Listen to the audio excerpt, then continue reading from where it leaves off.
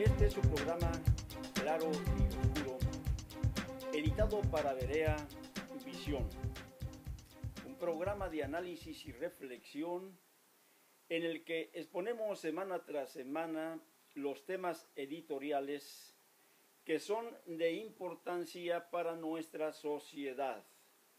Hoy queremos compartir uno de ellos que son muy interesantes en cuanto a lo que viene siendo la encrucijada de México entre la maldición y el despertar.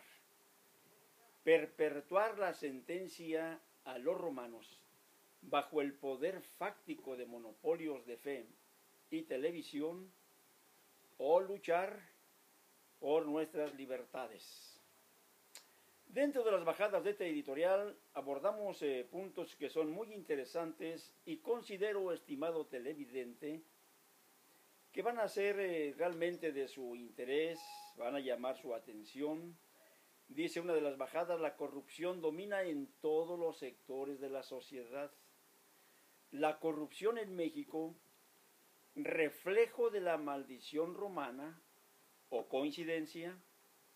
La corrupción de las instituciones, producto de la malformación y fracaso del clero.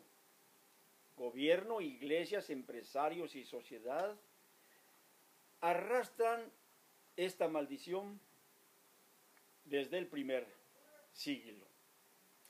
Bien, estimado televidente, al concluir el cuestionado proceso electoral 2012, es importante reflexionar en los extraños acontecimientos que se dieron, proyectando desde luego una luz de esperanza en la transformación del país.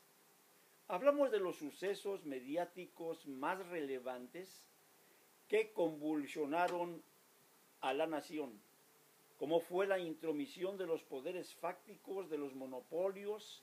Hablamos de la Iglesia con el sometimiento de candidatos a la pasarela del episcopado, y la televisión con sus jugosas negociaciones promocionando al candidato que se consideró desde luego de la misma compañía que le estaba haciendo los promocionales.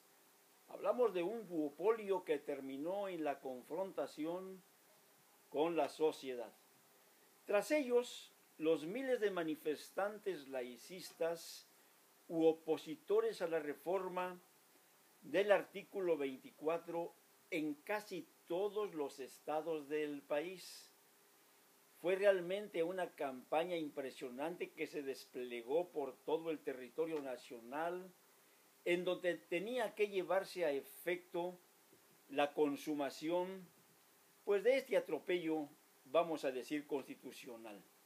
Después vino la victoria de los jóvenes universitarios, hablamos del 132, y posteriormente un éxito incuestionable de la alternativa evangélica en México. Los grupos cristianos que avanzan diezmando al catolicismo. No podemos olvidar, no podemos pasar por alto que en el sur de la República Mexicana, por aquellos lugares de Chiapas, el crecimiento de las comunidades evangélicas ha sido desmesurado. Las cifras del INEGI así lo han mostrado a través de los años, y esto realmente es preocupante para el clero romano en México. Entre estos grupos interesantes de México está la Luz del Mundo. Hablamos de una congregación con el mayor número, vamos a llamarle, de filigreses después de la Iglesia Católica, que en su magna precisamente conmemoración internacional que lleva a cabo en el mes de agosto, fue el punto de atracción dentro de los medios de comunicación y gran sector de la sociedad que estuvo interesada en el desarrollo de este evento. A esto estamos hablando, todo esto que antecede y que se da en el desarrollo del proceso electoral, se suma la calamidad de la violencia, la inseguridad y corrupción, y hablamos del hartazgo también que despertó desfanatizando desde luego a grandes sectores de la sociedad, hablamos de un factor influyente para la lucha de un México mejor. Acontecimientos insólitos que apocaron la determinación del Tribunal Electoral. Y la pregunta es, ¿legitimaron la corrupción política en México? ¿O certificaron el proceso electoral 2012 con apego constitucional? Lo cierto es que hoy, más que nunca, la nación se sigue dividiendo en un clima de incertidumbre en donde se encona la desconfianza, el temor, el rencor y todas aquellas raíces de amargura que aniquilan la buena convivencia de los mexicanos. Por una parte, los marginados, desposeídos, el populacho, campesinado, etnias y los millones de pobres que hoy pululan en la búsqueda de un trabajo digno y un sueldo más o menos remunerado que les dignifique como seres humanos. Por otra parte, los políticos, líderes religiosos, empresarios, comunicadores y todos los burócratas o prestadores de servicio que en la bonanza gozan de los privilegios que concede el Estado. Entre ellos están los que se aferran al sistema de intereses que les cobija, exigiendo o difundiendo su razón para que la resolución del tribunal se acate sin chistar palabra. Extraña participación social que destapó desde luego la cloaca de la corrupción.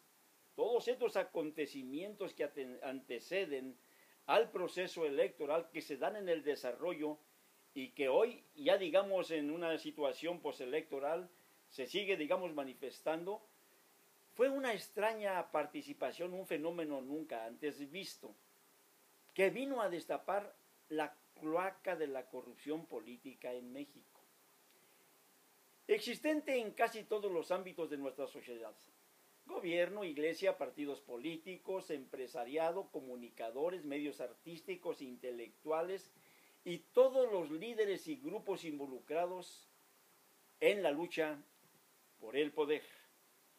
Lamentablemente, exhibiendo en el exterior lo turbio de nuestra democracia. Injusticia para unos y aceptable para otros, dejando en el daño colateral la sublevación de muchos sectores. Y por si eso fuera poco, vuelve a aparecer el protagonismo y cinismo de purpurados, que son los directamente corresponsables de la corrupción. Hoy están exigiendo se reconozca al vencedor. Hablamos de los forjadores de la putrefacción espiritual y material que por casi 2 milenios se ha venido dando, que arroja la piedra y esconde la mano. La clase farisaica que con su rostro bonachón y postura santiguada está exigiendo y clamando para que se acate el fallo y reconozcan al candidato que llegó por ellos maniatado y subyugado a sus intereses. Acuerdos lamentablemente mediáticos que se dieron entre el poder fáctico y quien tenía las posibilidades en ese entonces de ejercer el poder oficial en el gobierno. Hablamos de la iglesia política que se consolida como tal a partir del tercer siglo por su pastoral terrena y desfasada de toda esencia espiritual, la que como asociación religiosa encuadraría mejor como partido político que como rectora de moralidad, por su constante intromisión en la administración pública, originando en su incursión los grandes conflictos que hoy confrontan al país, valiéndose del control y sometimiento de las mayorías como un derecho de piso. Estamos hablando de algo muy serio, estimado televidente. Muchos grupos directivos en México en estos momentos están operando bajo esa línea, cobrando un derecho de piso y dando protección, digamos, a comerciantes y a personas, digamos, adineradas con el fin de sobrevivir. Es lo mismo que hace en este caso, digamos, la Iglesia Católica Romana. Cobrar un derecho de piso, decimos nosotros, ejerciendo el poder fáctico y sobre todo, para desgracia del país, delineando políticas y capitalizando presupuestos, todos los beneficios y regalías que como algunas monarquías reclaman, lo que no merecen. En estos momentos, estimado televidente, en Europa, muchas de las monarquías se han devaluado, en España, en Inglaterra, por una vida de corrupción de cada uno de sus representantes, reyes, príncipes y toda aquella, digamos, élite de poder que se dan las monarquías, hoy totalmente devaluadas. En México, los príncipes, como se les llama, digamos, a estos señores de la iglesia, los grandes pastores, los representantes vicarios de Cristo, que se creen con todo el derecho, digamos, por un control, por un dominio, reclaman algo que no merecen.